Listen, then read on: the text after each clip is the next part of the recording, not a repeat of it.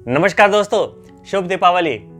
दोस्तों, महालक्ष्मी को प्रसन्न करने के लिए, चंचल लक्ष्मी को स्थिर करने के लिए दीपावली का पर्व बिल्कुल करीब आ चुका है। अब दीपावली के दिन शाम के समय जो पूजा की जाती है वो होता है स्थिर लगन, यानी कि चंचला लक्ष्मी को स्थिर करने के लिए लोग तरह तरह के अनुष्ठान प्रयत्न करते हैं।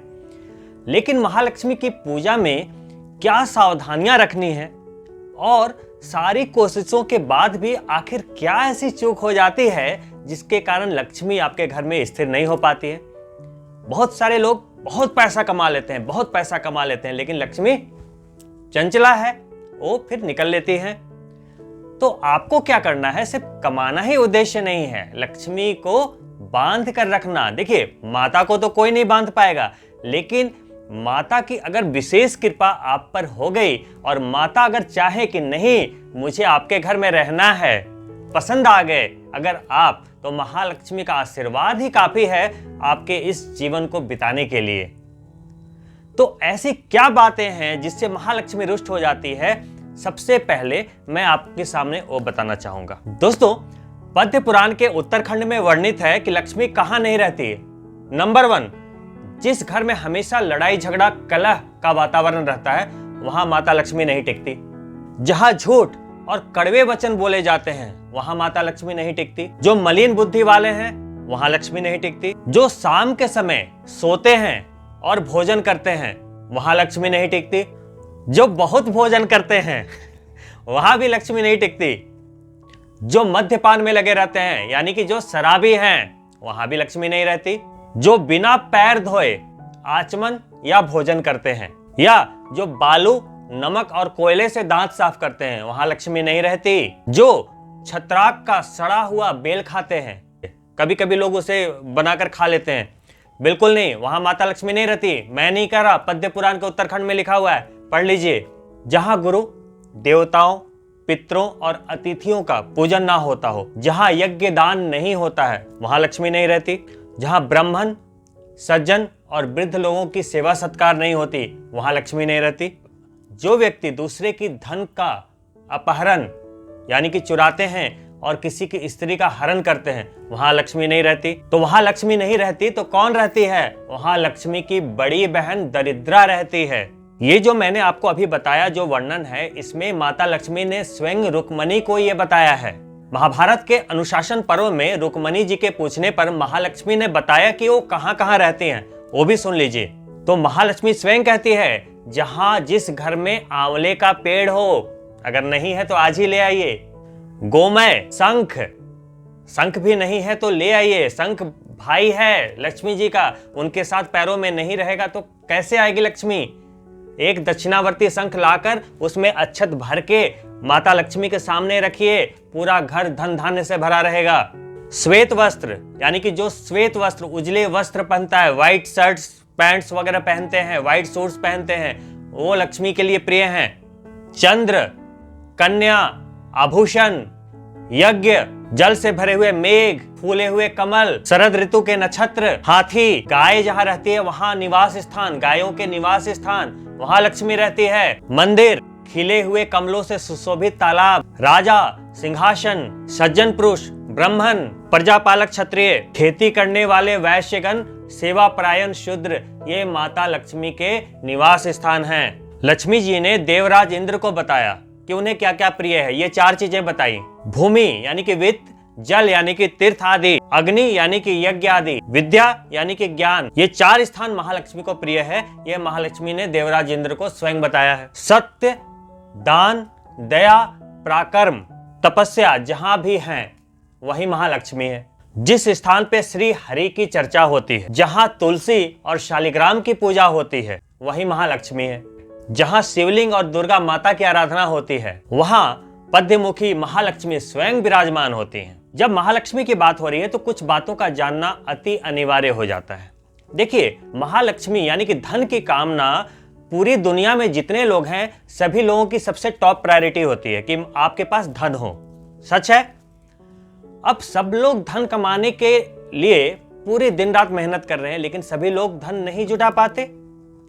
इसमें कई चीजें कई चीजें इसमें देखी जा सकती हैं। सबसे पहले तो आपको ये देखना पड़ेगा कि आपकी जो जन्म पत्रिका है, जन्म पत्रिका में जो 4 स्थान होते हैं वो लक्ष्मी के स्थान होते हैं।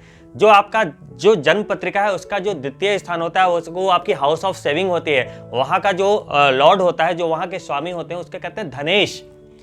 जो पंचम स्थान और नवम स्थान, जो त्रिकोण स्थान होता है, वो भी लक्ष्मी स्थान होता है। और जो एकादश होता है, जो आपके लाभ का भाव है, जो वहां के स्वामी को लाभेश कहते हैं, ये जो चारों स्थान है वो लक्ष्मी स्थान कहते हैं। अब यहाँ के जो स्वामी हैं वो कहीं पे दुर्योग बना रहे हैं, नीच हैं, अस्त पड़े हैं, तो आपको कहां से धन मिलेगा? चंद्रमा अकेला पड़ा है एक भाव में, ना इधर कोई ग्रह है ना कहीं इधर कोई ग्रह है, केंद्रुम योग बन रहा है। तो आप लाख सर फोड़ लें, कहां से धन मिलेगा? तो इसे तो पहले चेक कराएं। अगर आज तक आपको किसी ने नहीं बताया है या आपकी जानकारी में नहीं है कि कहीं आपकी कुंडली में कोई दारिद्र्य योग तो नहीं है, क्या आपकी कुंडली में धन योग है? नहीं है तो कैसे क्रिएट करें? हो जाएगा क्रिएट, होता है क्रिएट। आप अगर आपको नहीं पता है तो ये बात की बात है, अभी हम वीडियो पे फोकस करेंगे। अगर आपको इन बातों की जानकारी चाहिए तो आप अपनी कुंडली या अपनी जो जन्म की तारीख है वो सब लिख के व्हाट्सएप पे भेजें और प्लीज मुझे रिमाइंडर दें, कॉल करें, तभी आपका काम होगा, क्योंकि मैं बहुत व्यस्त रहता हूं। देखिए, मैं अभी कुछ बातें बताने वाला हूं। एक तो हो गई कुंडली की बात कि आपके पास आपकी कुंडली में प्रॉमिस है कि नहीं धन योग के लिए। दूसरी बात, आपके घर का वास्तु कैसा है, वास्तु में कुछ गड़बड़ी तो नहीं है। तीसरी बात, आपकी हैबिट्स, कहीं आप कुछ हैबिट्स में कुछ गलतियां तो नहीं कर रहे हैं जिससे लक्ष्मी रुष्ट हो रही हैं। मैं सभी की अभी चर्चा करूंगा। पहली चीज तो देखिए कुंडली की बता दी। दूसरी चीज है कि वास्तु की बात है। वास्तु में सबसे पहले आप घर में ये चेक कीजिए, अगर आपको धन की कमी है तो सबसे पहले ये चेक कीजिए कि आपके घर का ईशान कोण, ईशान कोण क्या होता है? उत्तर और पूर्व, जिधर से सूर्योदय होता है उधर आप चेहरा करके खड़े हो जाएं और आपका लेफ्ट हैंड ऐसे कर लें, उसके बीच में होता है ईशान, नॉर्थ ईस्ट। अब यहां पे मंदिर रखते हैं, ये आपकी एनर्जी का पावर हाउस है, यहीं से भगवान की आने की दिशा होती है। उस स्थान को एकदम खाली रखें, हल्का रखें, साफ सुथरा रखें। अब नॉर्थ ईस्ट में मंदिर क्यों बनाते हैं? उत्तरायण और दक्षिणायन जब सूर्य होता है तो सूर्य की स्थिति थोड़ी थोड़ी खिसकती है। आप देखेंगे सर्दियों में किधर से सूर्योदय हो रहा है और गर्मी में किधर से हो रहा है। उत्तरायण दक्षिणायन में जो 6 महीने में परिवर्तन होता है, तो आप अगर नॉर्थ ईस्ट में मंदिर बनाएंगे तो चाहे उत्तरायण हो या दक्षिणायन हो, वो भगवान जो है, भगवान का जो स्थान है वो उत्तर से लेकर पूर्व तक ये बीच में ऐसे घूमता रहेगा, वो दक्षिण की दिशा की तरफ या उस तरफ नहीं जाएगा। ये एक राज की बात होती है। तो सबसे पहले आप अपने घर का पावर हाउस यानी कि ईशान कोण को सही करें, हल्का करें, साफ सुथरा रखें। उधर बाग बगीचा लगाएं, साफ सुथरा। वहां पे देखिए ईशान कोण में मंदिर होना चाहिए, ईशान कोण में एक्वेरियम या पानी से चलने वाला कोई फवारा, झरना अगर है तो वहां पे रखें। ये हो गई नंबर 1 बात। घर में सबसे इंपॉर्टेंट है महालक्ष्मी के उद्देश्य से मैं बात कर रहा हूं। वास्तु में तो हजारों चीज होती है, अभी महालक्ष्मी के बारे में बात हो रही है। तो सबसे इंपॉर्टेंट बात पहले ईशान कोण, दूसरी इंपॉर्टेंट बात आपके घर का झाड़ू। जब आप धनतेरस पे झाड़ू लेते हैं 2 या 4 के जोड़े में नहीं लेना, आपको 3 लेना है।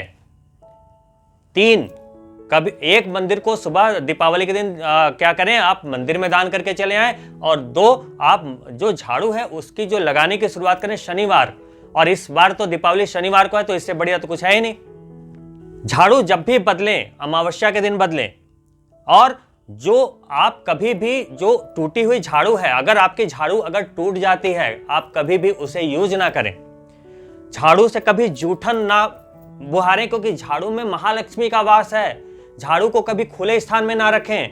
जब आप घर में झाड़ू लाएं तो उसमें एक सफेद धागा बांध दें, सबसे पहले स्थिर हो जाएगी महालक्ष्मी। आप उस झाड़ू का यूज करें, और झाड़ू जब लगा लिया आपने तो उसे फिर साफ सुथरा करके कवर में डाल के कहीं पे रखें और एक जगह पे रखें। अपने बिस्तर के नीचे ना डाल दें, जहां घर का मुखिया सोता हो वहां ना नीचे डाल दें। नहीं, आप कहीं भी एक जगह बना लें जो बाहर के कोई भी लोग आए आपके झाड़ू को ना देख पाए। झाड़ू कभी खड़ी करके ना रखें, वो हमेशा सुलाकर और उसको कवर में डाल के रखें। नंबर 1, हर वीक में एक बार आप समुद्री नमक से या घर में जो आपका नमक है व्हाइट नमक को पानी में डालकर आप एक बार पोछा लगाएं, घर की सारी नेगेटिव एनर्जी दूर हो जाएगी। घर में कहीं भी कोई जाला, मकड़ी का जाला, कोई गंदगी, कोई दरार, कोई शीलन, ये सब चीजें नहीं होनी चाहिए। कोई इलेक्ट्रॉनिक सामान खराब नहीं होना चाहिए। ये सब चीजें पहले करें। और घर के दरवाजे पर गणेश जी की जो प्रतिमा है बिल्कुल सामने ऐसे होनी चाहिए और एक उनके पीछे भी होनी चाहिए। गणेश जी के पीछे से नेगेटिव एनर्जी ना आए, इसलिए इधर और उधर दोनों गणेश जी की प्रतिमा को दरवाजे के सामने रखें। तो इतनी चीज पहले आप कर लें। ये हो गई वास्तु की बात। अब बात यह हो गई कि घर के मंदिर में जब आप गणेश लक्ष्मी की पूजन करते हैं तो गणेश जी की माता है महालक्ष्मी, तो गणेश जी के दाहिनी तरफ उनकी मूर्ति रखें। या आप जब गणेश जी को देख रहे हैं तो आपके बाएं तरफ और गणेश जी के दाहिनी तरफ माता लक्ष्मी को स्थापित करें। और माता लक्ष्मी के जस्ट साथ में विष्णु भगवान की पूजा अनिवार्य है। माता लक्ष्मी को खुश करने के लिए आपके घर में आंवले के पौधे का होना, आंवले के पौधे को एक गमले में आप अपने घर में रखिए, उसकी पूजा और तुलसी का होना अनिवार्य है। अगर आपके घर में तुलसी नहीं है तो घर है ही नहीं, शमशान है। मैं नहीं कह रहा, शास्त्रों में लिखा है। और अगर आप बाहर से आते हैं, कहीं से भी पैर धोते हैं, बाथरूम में गए पैर धो लिया, कुछ लोगों की आदत होती है कि पैर पे पैर चढ़ा के रगड़ के धो रहे हैं, पानी डाल रहे हैं, पैर से पैर रगड़ के धो रहे हैं। जी नहीं, कभी भी पैर पे पैर चढ़ाकर रगड़ के नहीं धोना चाहिए। जैसे आप पैर से पैर रगड़ोगे ना, लक्ष्मी भी रगड़ के चली जाएगी। पैर पे पैर चढ़ाकर कभी नहीं धोना है। पैर को कभी हिलाते नहीं रहना है। कहीं भी कुछ लोगों को आदत होती है ऐसे ऐसे बजा रहे हैं, अंग को बजाना, कोई भी एक अंग को ऐसे बजाना नहीं है। ये सब महालक्ष्मी का अनादर होता है, वहां से महालक्ष्मी तुरंत निकल जाती है। शाम के समय सोना नहीं है। घर के बाथरूम में एक नीले कलर की बाल्टी रखें, नीले कलर की, और उस बाल्टी में हमेशा पानी भर के रखें। बाथरूम में जो बाल्टी है आपकी वो कभी खाली नहीं होनी चाहिए। कुछ लोगों को तो मैं देखता हूं बाथरूम में बकेट को उल्टा करके रख दिया, बिल्कुल नहीं। आपके बाथरूम की बाल्टी हमेशा भरी हुई होनी चाहिए। घर में किचन महालक्ष्मी के लिए बहुत इंपॉर्टेंट बात बता रहा हूं। आपके घर का अन्न कभी भी समाप्त नहीं होना चाहिए। कुछ लोगों की आदत होती है दूध पूरा समाप्त हो जाएगा तब लाएंगे, नमक पूरा समाप्त हो जाएगा तब लाएंगे, चीनी पूरा खत्म, चावल, आटा।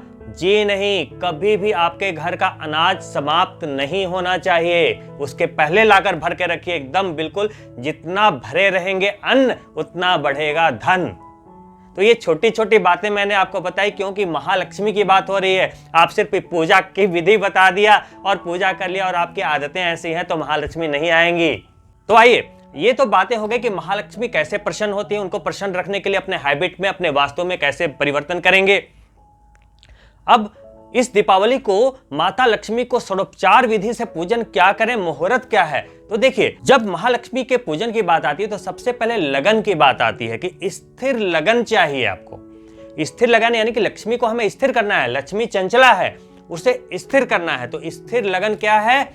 आपका वृषभ लगन। और वृषभ लगन कब है? मिलेगा आपको दीपावली के दिन।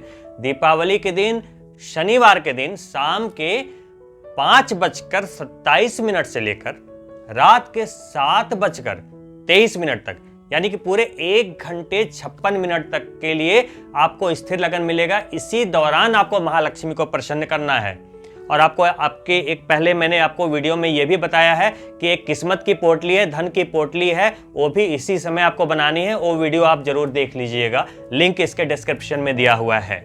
धनतेरस के दिन भगवान धन्वंतरि का जन्म हुआ था। कलश लेकर आयुर्वेद के वो जन्मदाता हैं, तो वो आपके स्वास्थ्य के लिए उनका बहुत बड़ा एक रोल होता है आपकी लाइफ में। तो जो धनतेरस के शाम में आप पूजन करते हैं उस दिन यम दीप का भी एक महत्व होता है। धनतेरस के दिन 5:27 से लेकर 5:59 यानी कि 59 मिनट तक के लिए इसी टाइम आपको यम दीपक का एक विधान है। उस समय आप यम दीपक निकाल लीजिएगा, जिससे कि कहते हैं कि जिसके घर में यम दीपक निकलता है उसे यमराज के दर्शन नहीं होते।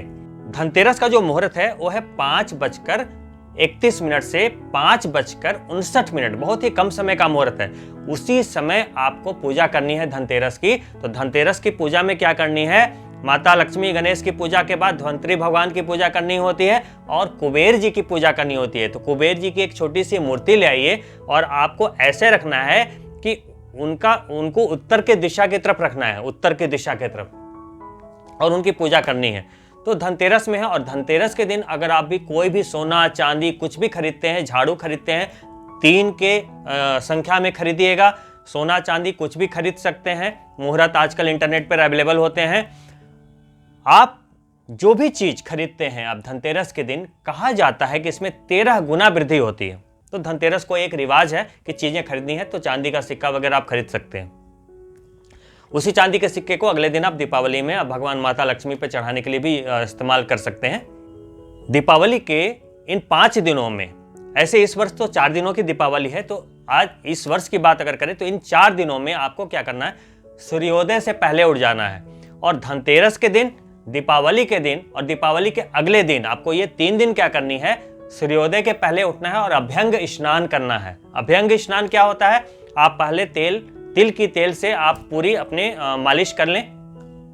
मालिश करने के बाद 8-10 मिनट रुक जाएं। उसके बाद उपटन अगर है तो उपटन का भी प्रयोग कर सकते हैं। उसके बाद आप जल में गंगा जल मिला लें, नहाने का जो जल है, उसके बाद आप स्नान करें। इसको कहते हैं अभ्यंग स्नान। ये बहुत जरूरी बताया गया शास्त्रों में, दीपावली के खास दिनों में, यानी कि 3 दिन बहुत जरूरी है। धनतेरस की पूजा हो गई, उस दिन आपने खरीदारी कर ली, भगवान धन्वंतरी की पूजा कर ली, कुबेर की पूजा कर ली। 3 दिन आपने स्नान कर लिया, अभ्यंग स्नान कर लिया। और दीपावली के दिन स्थिर लगन में जो शाम के समय सर्वार्थ सिद्धि योग है, सौभाग्य योग है, स्थिर लगन मिलेगा, होरा आपको बुध की होरा मिल रही है, सब कुछ बढ़िया बढ़िया है। इन्हीं शब्दों के साथ मैं आपसे विदा लेना चाहता हूं। मेरे दीपावली से संबंधित अन्य वीडियो आप अवश्य देख लेंगे। जल्दी मिलते हैं, तब तक के लिए नमस्कार।